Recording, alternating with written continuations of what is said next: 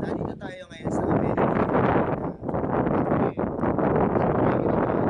House. At sa bandang kaliwa, meron tayong basketball court.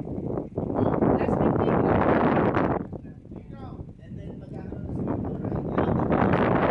Kasi sa request, daming request ng mga residents ng Woodville, lalagyan ngayon dito ng sariling swimming pool. So hindi na sila pupunta ng El Sorrento ngayon. O diba, so Dito na. sa 700,000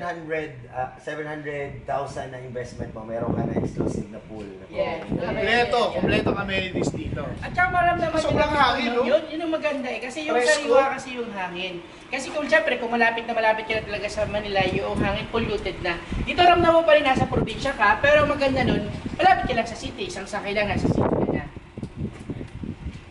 Okay? So kung meron kang birthday party, pwede mong gawin dito. Binyag, birthday party, kasal. Birthday, kasal. Okay, let's go. Okay.